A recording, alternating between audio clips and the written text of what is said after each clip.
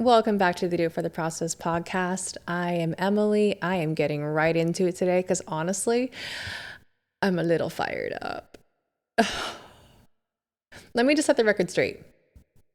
In this tiny little drop in the universe that is this podcast, this tiny little space that we've carved out for ourselves, out of the whole world, we believe that artists can make money. Okay? We believe that artists should get paid. Okay? We believe that it's not that much of a reach to assume that artists, let's just start with the fact that they do make money. Theoretically, artists do make money, okay? Oh my gosh, this is all coming from an Instagram comment that I haven't deleted yet, but we'll see. It's so negative. It began with the assumption that I was lying when I said that I have a six-figure creative studio and that I've had a six-figure creative studio for years, also years. This is not a one-off situation here. And it came at the idea of creatives making money as like, you shouldn't, or you can't, you couldn't, there we go. You shouldn't, you can't, you couldn't be making money. It's impossible. To that I say, sir, maybe it is impossible for you because that attitude is horrible. Horrible. As we talked about last time in our last episode, which, by the way, please go back and listen to it. And there's a whole section in the middle that I'm still sitting with and I'm still living in genuinely about the beauty that you carry within you as a creative entrepreneur and as a creative person just innately. That beauty is so bright and attractive, but as we can see from, let's just call him Rob. I don't remember his name, but let's just call him Rob because he has robbed the joy out of this. It's also very easy for negativity to come in and silence that beauty and to put a big dark cloud over it and to say, you should be ashamed of that. That's shameful. How could you? You can't. You shouldn't. You can't. If you feel a bit of resonance with Rob, we don't know his real name, then please sit with these episodes, binge, listen, maybe turn off the internet. First of all, turn off the internet, turn on the podcast. I want you to listen to several of my episodes, please, because the notion that creatives can't or shouldn't make money is offensive to my core, fully untrue. And while there are obstacles and running a creative business is not easy, there are far easier jobs. Creativity is extremely valuable. Okay, the things that you create are extremely valuable. And as we talk about the habits that you need to run a successful creative career, a creative practice that is long-standing and rich with nutrients and rich with the fruits of your labor, settling into that is going to be paramount to your success. Okay, let's take a little breather. I'll come back with some more thoughts. Welcome to the Do It for the Process podcast, everybody. You got me riled up today, sir.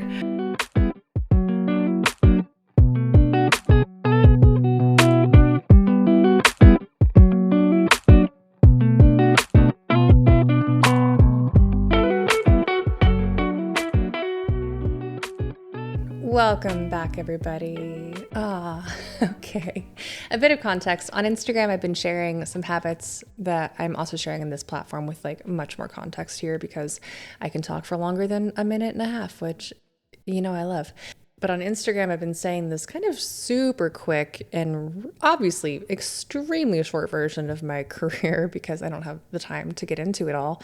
So I've been saying something along the lines of, I'm a fine artist that's grown a 7-figure studio around my creative work, didn't like that at all. And now I run a 6-figure studio that allows me to have the pleasure and the lifestyle and the joy and the ease, and I get to work limited hours and all these things. Anyways, go watch. I said it, obviously I'm saying it better on Instagram than I'm saying it right now because editing, let's be very real.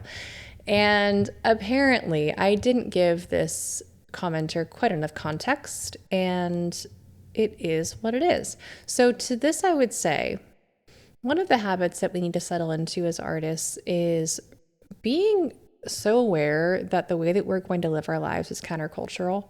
And it's okay for people that are not in our world, or maybe maybe they are artists. I actually don't know if this person's an artist or not, but maybe they are artists and they've been handed the belief that creative work is not profitable, that you can't sell your creative work, that there's no market for this work. We know the lies. We probably have felt them internally too, because it's very scary to run a creative business, and there is not a lot of certainty that you might find with other professions, like being a lawyer or being a doctor or being a mechanic, where there's some certainty in your career path, right? Like, we have to make up a lot of things as we go, and I think that's very fun.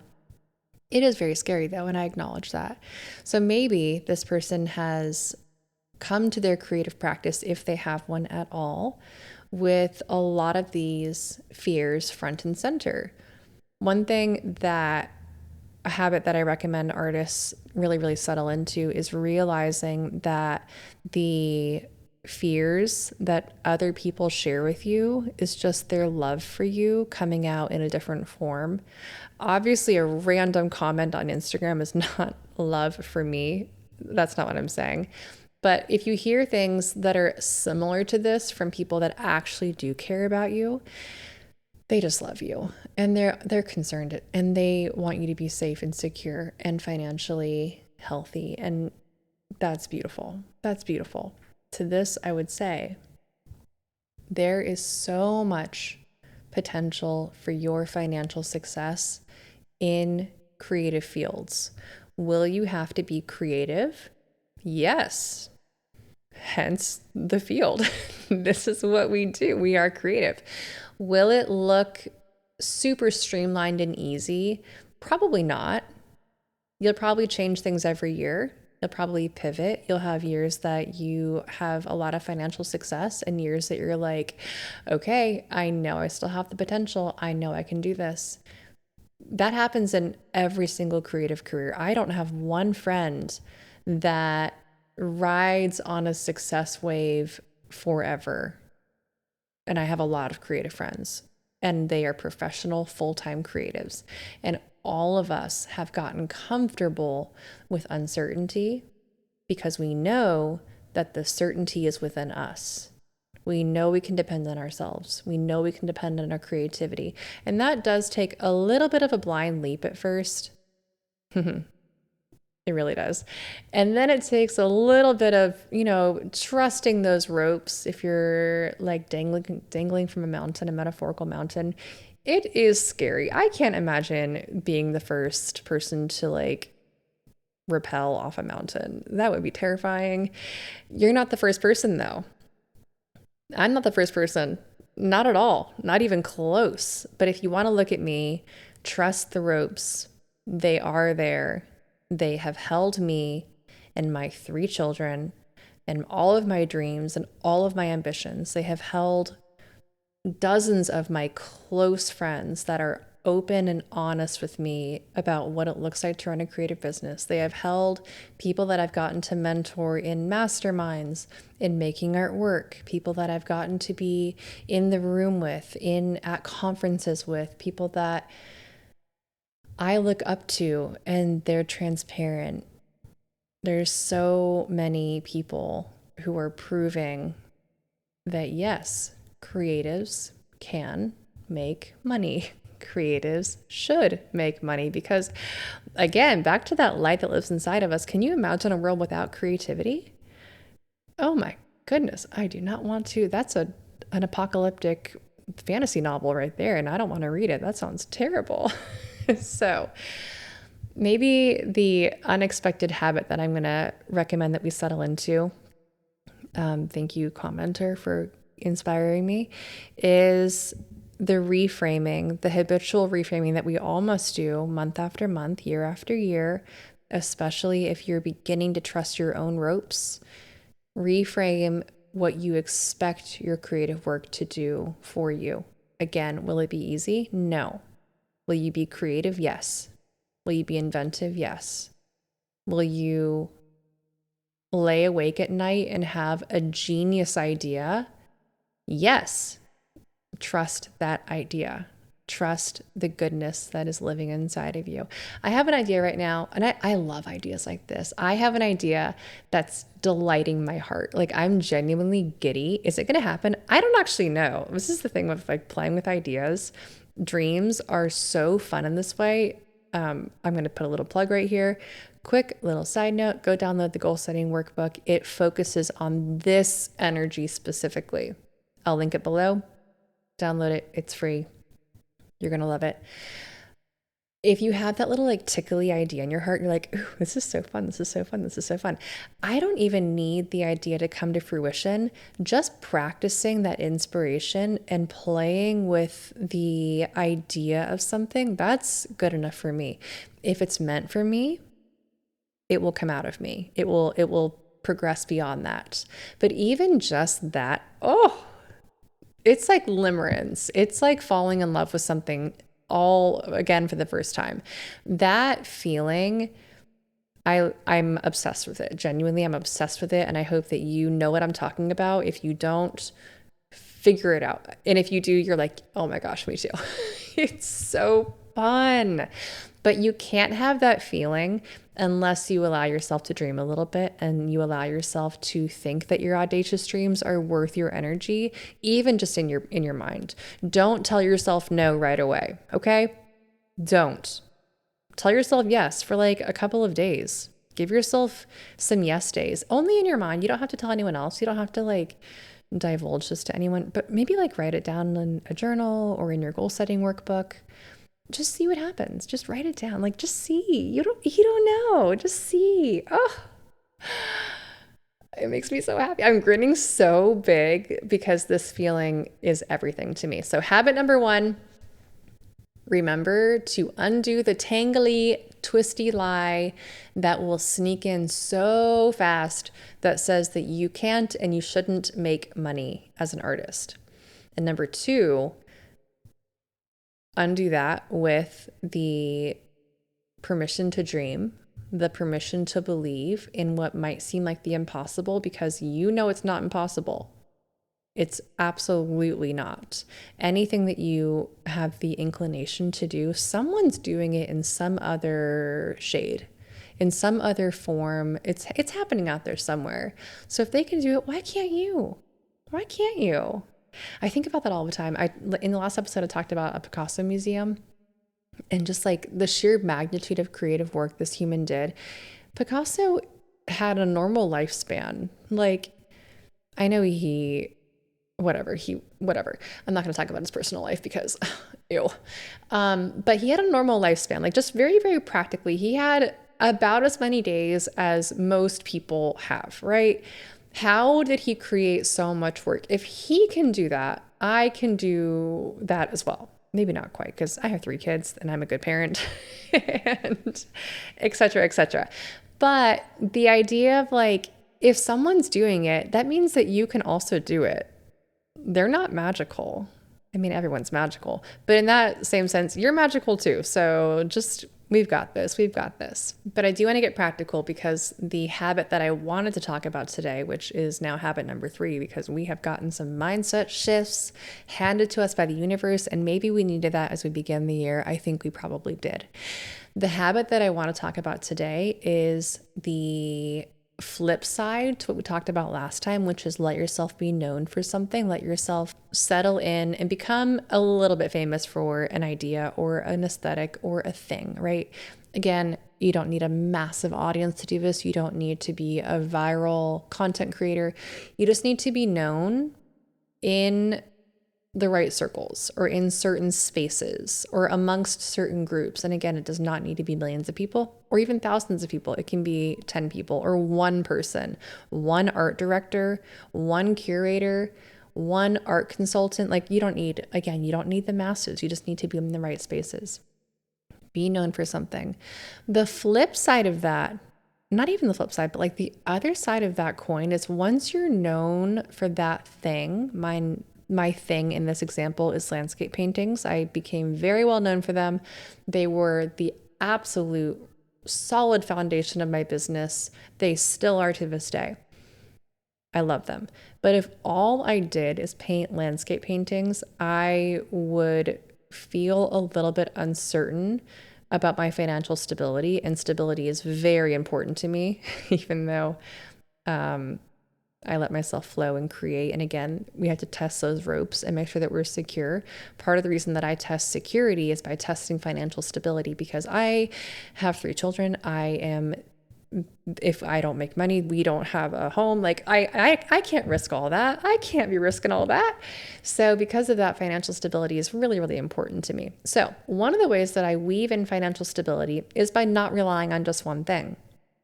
The habit that I've woven into my business and woven into how I express myself creatively is the idea of diversifying my income. This is something that you shouldn't do too early, but you can do it earlier than you might expect. Again, if you're being known for something and if you're putting it out into the world and letting it shine brightly, pretty soon after you establish that light, you can begin weaving in things that support that light. In Making It Work, we have an entire module about this because it's incredibly important. It leads to financial success for creatives. There are barely any creatives that I know that only do one thing. I'm trying to think of someone that just does one thing, and I genuinely cannot. Every creative that I know does something very well that they're known for, and then they do things that surround that thing, whether they are a muralist and they also do speaking engagements, or they are a painter and they also do ceramics, or they are a ceramicist and then they also do workshops and classes and have a subscription and teach online and offer courses and create prints and have a sticker collection and have a tiny print club, and the list goes on and on. You can create so many things around your creativity. And again, back to that like bubbly idea that you get inside of your heart when you're excited about something. This is where it gets to play. This is where you get to say yes to those ideas every now and then when they are right, when they are the right idea. Inside of Making It Work, again, we really get very thoughtful about this because I do not want you to spread yourself too thin, and I do not want you to confuse your audience. Those two things are very important to me that you don't do them. So we spend a lot of time focusing on that instead of Making It Work because it is really important. But when you let yourself play with an idea and let yourself like delight in something, again, that light gets to shine brighter inside of you. That's magic and fun and financial stability. So back to this commenter that was like, he said I was lying. No, sir. No. He might be a bit misinformed. He might think that it's impossible to have a 6-figure or 7-figure business if I was only selling paintings. That might actually be true. That might be really hard for me to do if I was only painting, because essentially when I'm painting, of course I can price these pieces for profit. I can weave in some artistic value. I can price things accordingly. However, essentially what I'm doing when I'm creating an original painting is exchanging my time for money. Right? This is a one-off thing that I'm creating. If I mess it up, I have to start over. I can only create one of these and sell one of these. It's a one for one, which is why it's valuable, which is why fine art should not be incredibly low priced, by the way. We talk about pricing and Making It Work. Also, your original one of one pieces should be valuable, okay? However, if that's all I was doing, it would be hard for me to have a 7-figure business. I'd have to sell these pieces for like $50,000 each. Like that would just be my maybe 10,000 would be my base price versus my highest price. So it would shift things tremendously. So he's not wrong there. What he's not considering is the fact that as a creative person, I have so much creativity inside of me and I can do so many things, and I can do so many things so well, and so can you. And so can you, and so could he. So because of that, we have so much space to weave financial stability around our highest work, around that thing that we're known for. Suddenly I can offer prints. Prints can bring in $80,000 a year without me even having to work too much.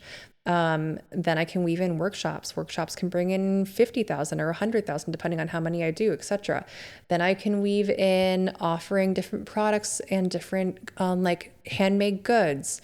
And then I can weave in other, like there's so many things that you can circle around your highest work, letting that thing that you're known for be the center, the shining, beautiful light of your entire business. But around that, can you do things that support and reflect back to that highest work? Oh, it's so much fun when you let yourself think in this way and evolve in this way. Again, if you're just beginning, establish yourself first and then let this grow, let this shift, let this move, let this inspire you. But this is why some artists have long, profitable careers. I hope to be one of them. I think I am one of them. And this is why other artists have a bit of a flash and then they fade away. It's that sustainability piece. It's that burnout piece also. If you're doing too many things at once, you're maybe going to burn out. I don't want that for you. We're not doing that. And again, if you're not doing quite enough and you're relying just on that one thing, you also might burn out. You might burn out. And also you might not have the financial like safety net that you want when you're an adult who has a lot of, things that need to get paid for, quite practically. So habit number 1, reframe number 1. Yes, artists can make money. Undo that lie, please. You are so beautiful. You are so good. Number 2, follow those glimmers that happen inside of you. They are there for a reason. They are so beautiful for a reason. And number 3, let yourself play and diversify your business because that leads to financial stability and success. Okay, the goal setting workbook is available to you. It is going to reiterate everything we're talking about in so much more depth. And if you're like, oh, Emily, I have dreams, I have big aspirations, please put on your calendar, join me in making artwork. It will change everything about your business. It will change everything about the way that you approach creativity and your creative work. It will change your life. I'm positive. I've watched it happen to so many artists, and it's very, very special. I get to work very closely with everyone in the course. It's intimate, it's tangible, it's practical. It opens in late March. So join us. I cannot wait to see you in there. All right, bye for now.